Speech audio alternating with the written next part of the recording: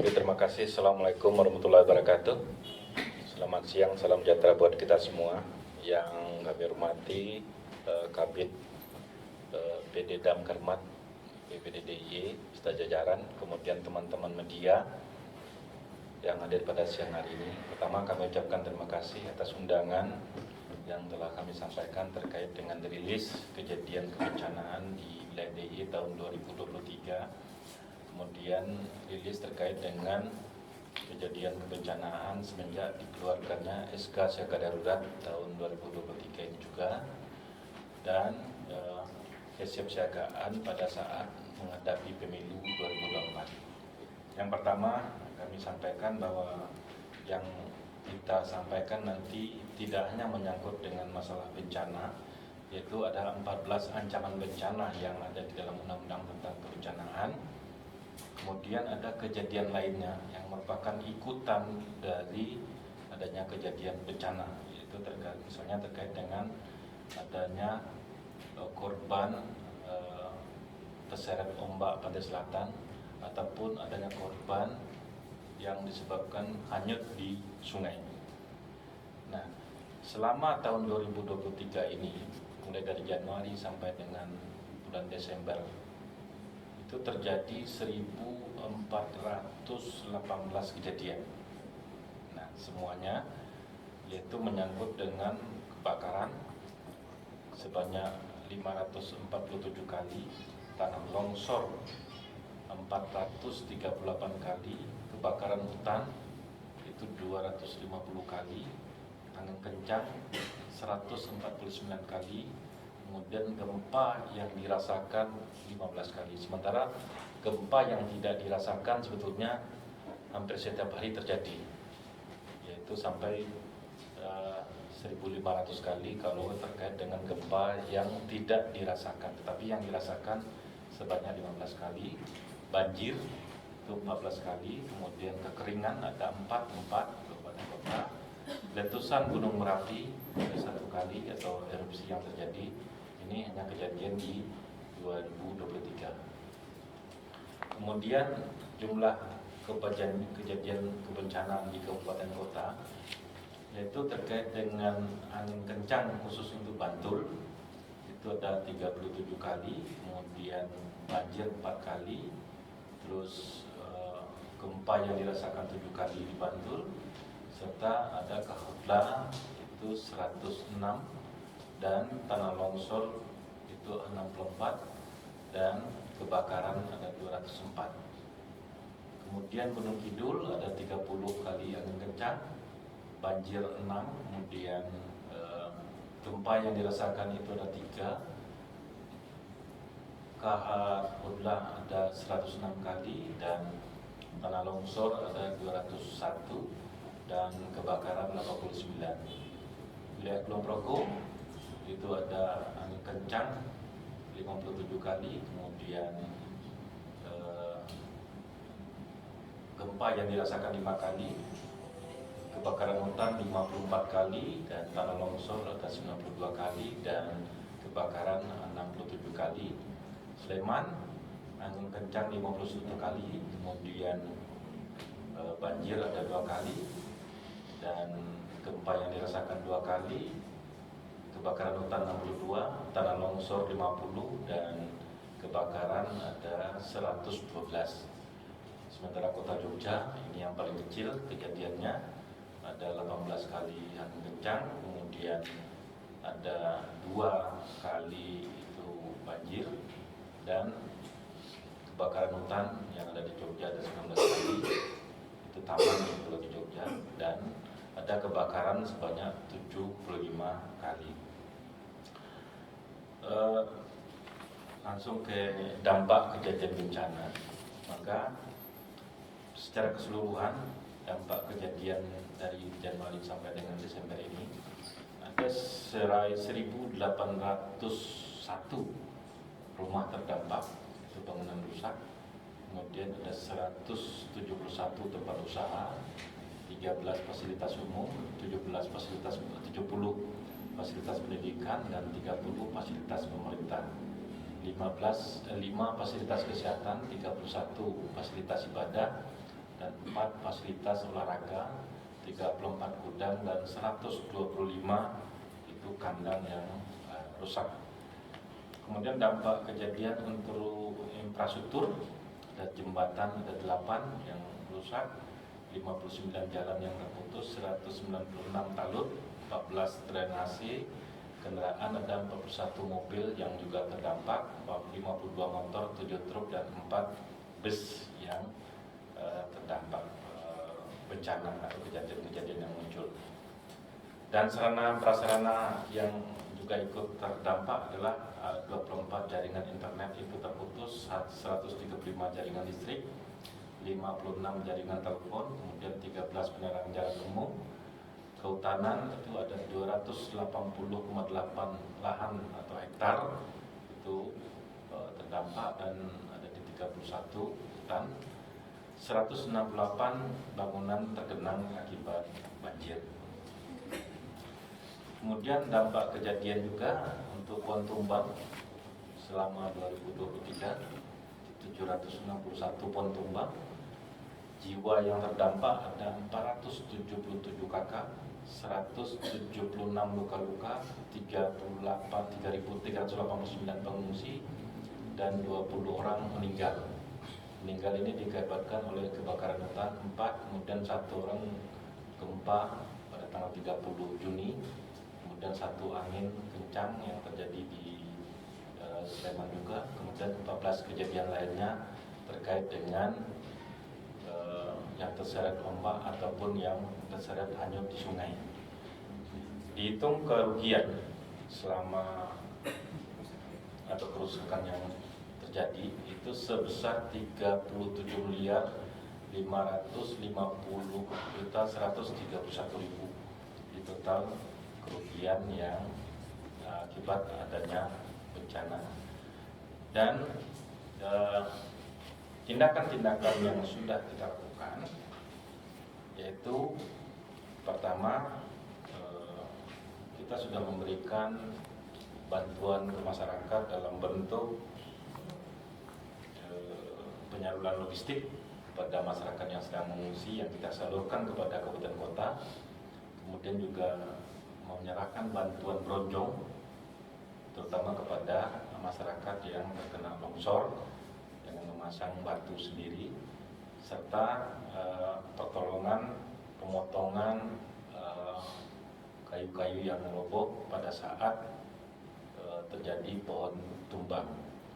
Itu bekerjasama tidak hanya BPBD saja, tetapi adalah BPBD Kabupaten Kota, TNI, Polri, para relawan, kemudian masyarakat lainnya. Nah, dalam menghadapi musim hujan, jadi pada mulai tanggal 20 Desember 2023 sampai tanggal 29 Februari, Pak Gubernur sudah mengeluarkan SK Siaga Darurat Bencana Hidrometeorologi, yaitu bencana yang diakibatkan oleh cuaca ekstrim, kemudian yang berakibat terjadinya pohon tumbang, berakibat terhadap terjadinya longsor, banjir. Nah, itu yang terjadi selama bulan 10 Desember sampai dengan tanggal sekarang. Nanti karena masih ini berlanjut terus sampai tanggal 29 Februari dan dapat diperpanjang. Yaitu cuaca ekstrim yang terjadi selama ini cukup banyak ya. Ini datanya ada 1.181 terjadi ya, titik kejadiannya cuaca ekstrim. Nanti ikutannya nanti adalah pohon tumbang, tanah longsor ada 80 titik dan banjir ada 15. Yang berakibat korban meninggal ada 3, luka ringan ada 10, kemudian luka sedang ada 1, luka berat tidak ada. Kemudian yang mengungsi ada 26 jiwa. Dampaknya adalah adanya rumah rusak 849, jembatan rusak ringan itu 1, talud ambrol ada 33, jaringan internet ada 7, kemudian jaringan telepon ada 17, jaringan listrik ada 124 yang terputus. Penerangan jalan ada 1, jalan rusak ada 14 km, jalan terganggu ada 200 titik, dan pohon tumbang ada 657 pohon tumbang. Ini selama bulan Desember tanggal 20 sampai dengan hari ini. Dan nilai kerugiannya diperkirakan adalah 2.588.755 ribu rupiah. Dan untuk laporan siaga darurat, jadi tanggal 10 sampai dengan 31 ini ya, 31 Januari. Ini yang saya sampaikan tadi, lanjut.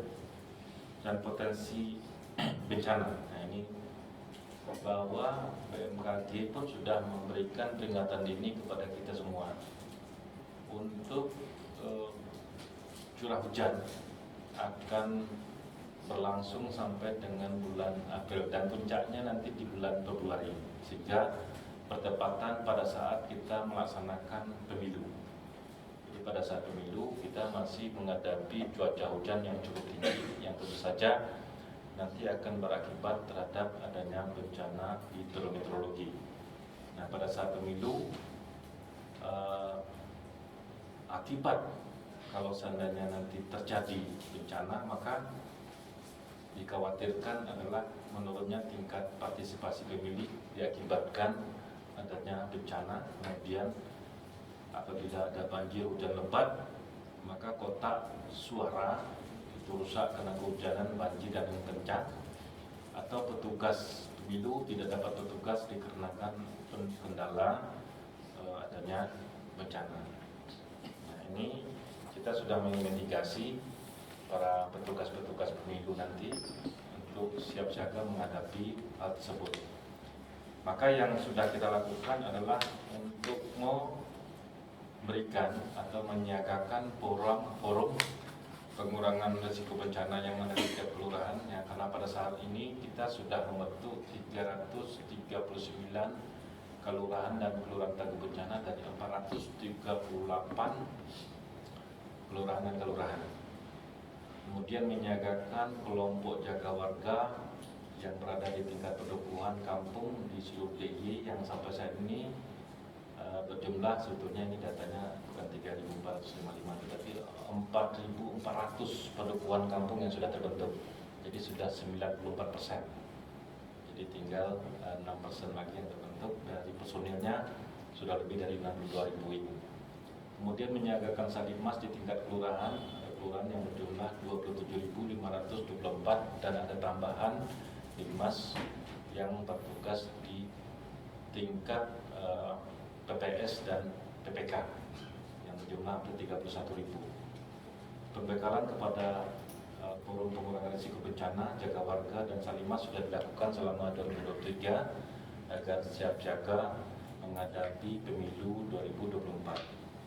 Kemudian rekomendasi dan himbauan kepada masyarakat, yaitu mulai melakukan persiapan dini dalam menghadapi peralihan musim melalui upaya-upaya pencegahan seperti memangkas daun pohon, terutama ranting-ranting yang sudah lapuk. Yang kedua, untuk tidak membuang sampah sembarangan serta menjaga kebersihan lingkungan. Karena kejadian hari Jumat kemarin ada 3 sungai yang meluap, yaitu Code, Kaliwinongo, Gajahwong, semuanya membawa sampah. Kemudian yang kedua, membersihkan saluran air hingga sungai supaya berfungsi dengan baik dan air hujan itu tidak meluap sampai ke pemukiman dan di jalan. Termasuk misalnya kesiapsiagaan dan kewaspadaan masyarakat yang berada di pinggir sungai. Apalagi kita juga masih menghadapi level 3 terkait dengan Merapi. Hari Jumat kemarin itu juga ada lahar dingin yang sempat menaikkan volume air di Kali Gendol yang alhamdulillah tidak membawa dampak kepada kita karena penambang sudah kita lebih dahulu untuk suruh naik. Yang kemarin yang terjadi di Boyolali itu ada 1 truk dan 1 beko yang sempat dihanyutkan oleh lahar dingin, itu yang di Kemudian untuk upaya jangka panjang, masyarakat bisa melakukan penanam pohon yang dapat mencegah terjadinya longsor yang sekaligus meningkat air tanah sebagai cadangan pada saat kemarau panjang tiba. Selain itu membuat resapan air di halaman rumah dengan lubang biopori menggunakan paving block dan grass box selain untuk mengikat air, dan hal tersebut dapat mencegah terjadinya banjir. Dan menjelang pemilu, banyak media-media kampanye yang berpotensi membahayakan saat hujan dan angin kencang, sehingga perlu diperhatikan kekuatan dan keamanannya. Kemudian pada saat pemilu, kami merekomendasikan KPPS dan Panwas di setiap tingkatan agar selalu berkoordinasi dengan Forum PRP, Jaga Warga dan Salimas sebelum, pada saat dan pasca pemungutan suara. Kemudian KPU DIY Kabupaten Kota agar mengantisipasi untuk disediakannya plastik pelindung kotak suara, kertas suara agar tidak terkena hujan ataupun banjir. Itu jauh-jauh hari kami sudah sampaikan ke KPU agar mengeluarkan ketentuan penundaan pemungutan suara apabila terjadi bencana di satu daerah, serta menempatkan TPS yang harus aman dari risiko bencana. Penertiban alat peraga kampanye yang dinilai mengganggu tertiban umum, mengancam keselamatan dan merusak lingkungan seperti dipaku pada pohon. Jadi itu siaran pers atau rilis yang dapat kami sampaikan terhadap kejadian kebencanaan selama tahun 2023.